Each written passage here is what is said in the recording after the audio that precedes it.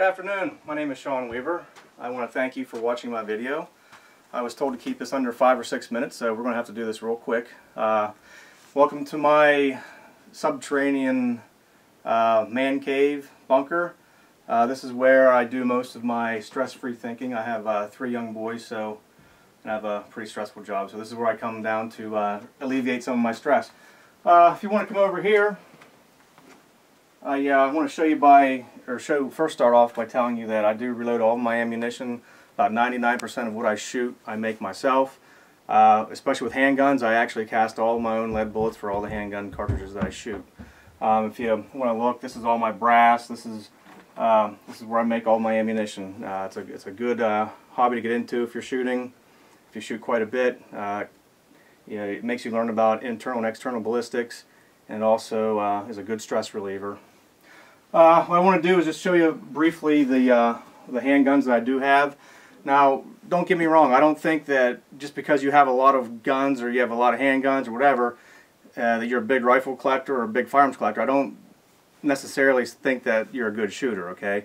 Everything that I have, I shoot. I don't just buy a gun and let it sit, okay?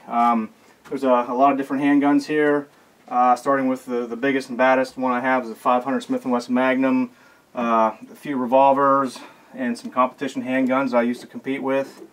For the most part, everything I have is very practical. I don't have any $7,000 guns, $7,000 race guns. What I want to do is show you a couple of the rifles I have. This is my 700P tactical sniper rifle that I was issued when I was on a sniper team, Panther DPMS AR-15. Now, real quick, this is a learning tool for my children.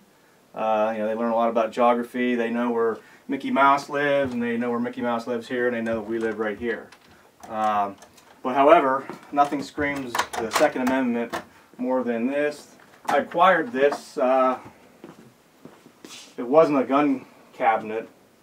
It was in an executive office at some local business, and I acquired it and made a little addition, turned it into a rifle display. Again, all these rifles, I shoot them. I don't just buy a rifle and set it in there.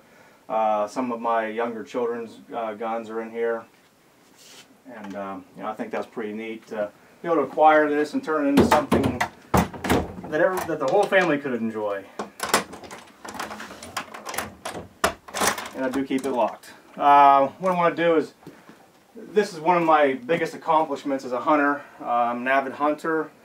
This was the first bear I've ever seen in the woods. It was a 500-pound black bear, and I got him with a 180 grain 30-06 pill. One shot, he rolled down, almost ran me over. This bear is one of the only Pennsylvania black bear to ever swim across the Susquehanna in a canoe in pitch dark. And of course, he wasn't breathing when he did that. Like I said, I do reload all my own handguns. I do hoard brass. I cannot go anywhere to any range and not pick up brass. I have quite a bit of brass for my 45s. It's an addiction to me. I said that I have competed a little bit in the shooting sports. Nothing too major. I'm not a world-class shooter. I'm going to tell you I have a well-versed background in all kinds of firearms. Like I said, I'm not saying I'm the best in the world, but it's going to take the best to beat me. Okay, we're going to go out to the garage. Okay, now we're out in my garage that was built for vehicles. The only vehicle that stays in here is this one. You'll see that in a bit. Over here, like I said, I do make my own cast my own lead bullets. I have hoarded about 2,000 pounds of lead. I'm set for life. It gives me a lot of satisfaction to shoot all of my own projectiles. Coming over here, this is where my ammo locker. 90% of it's all hand loaded, and very, very few factory loads. And also, just wanted to touch on a few rifles over here that I have. If I can get this open. These are my Mosin Nagants. I refinished all of them. You know, they're $99 guns, but they're very accurate, very fun to shoot, part of history. And basically, this is my home away from home. I have a lot of irons in the fire. I have a lot of different things I like to do. Coaching, you know, working out, shooting. I don't have a whole lot of time during the day to do all that, having 3 children and being a chief of police. So I get very little downtime, which doesn't bother me. You know, I'm very energetic, and I think in the last 7 years I've taken one 1-hour nap. So that's where I get time to do all the things I like to do. Plus, I love the golf. Just had to throw that in there. Okay. All right, we're going to go to the range and do some shooting.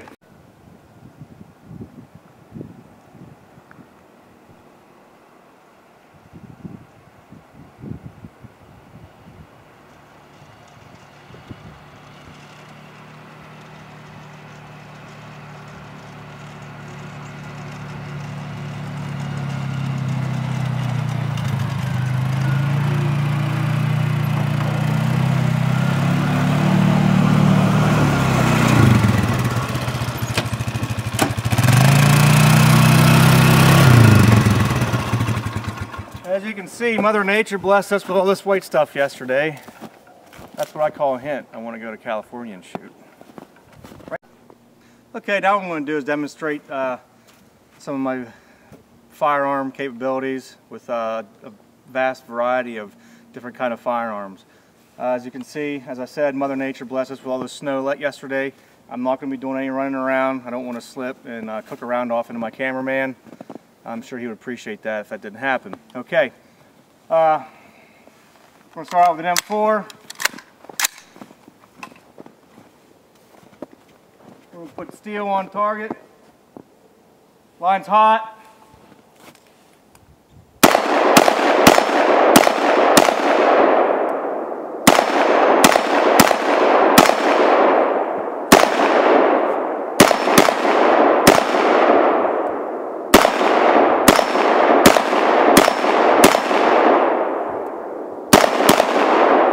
Cut. 45 ACP, line's hot.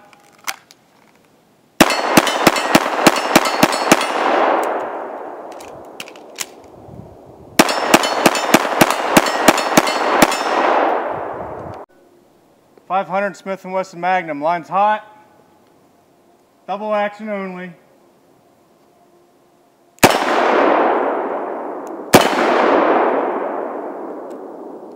I did that single action for some reason.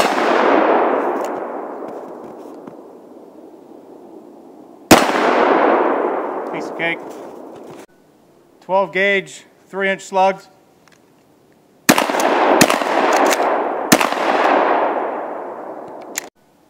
.12 gauge slug. Pump. M16 A1. Line hot.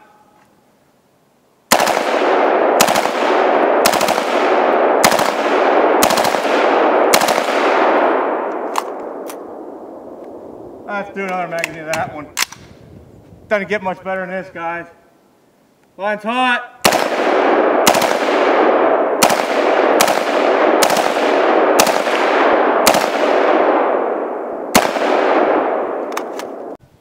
All right, this might be anticlimactic after the M16. 22, semi.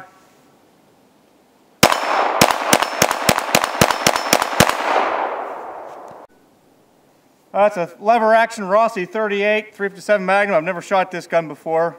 Just got it the other day. See what I can do with it.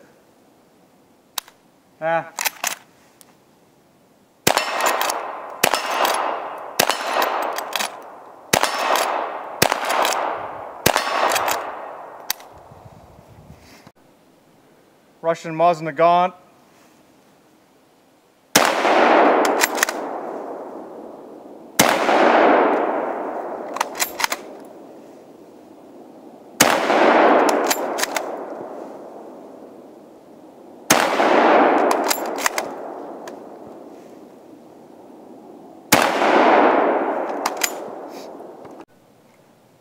.50 caliber flintlock.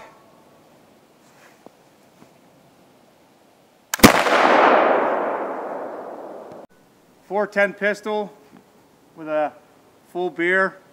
The beer's skunked, so don't worry about it. Pull! Got it. 12 gauge with two 16-ounce beers. Pull!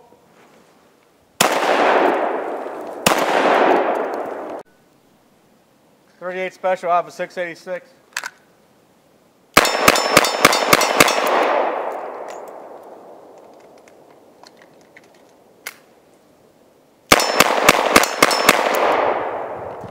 .357 Magnum, I have a same 686. Line pot.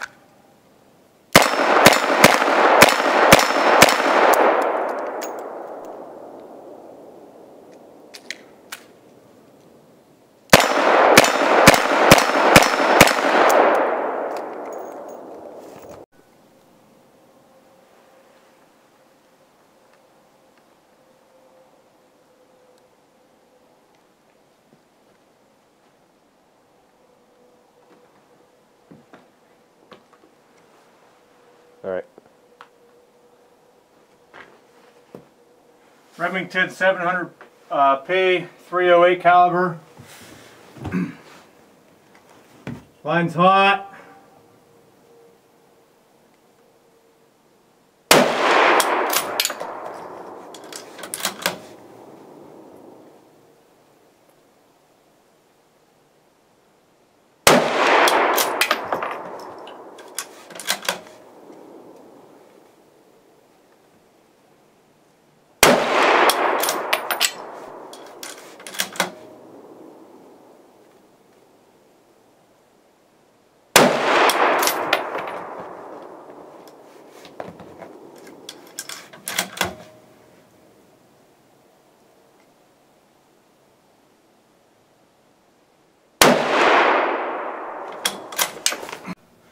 Alright, that concludes our little film for Season 3 of History Channel's Top Shot. I want to thank you for watching.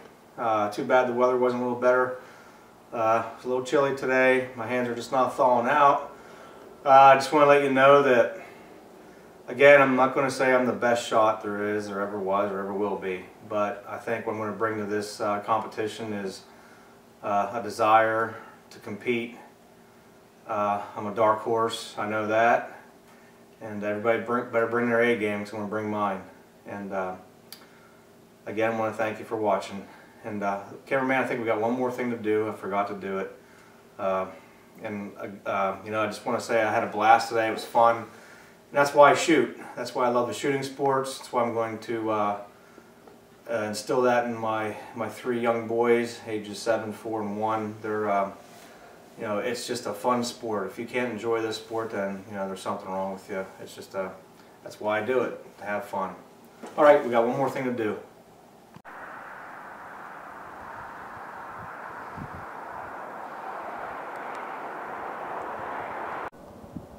Well, looky, a deer in my backyard.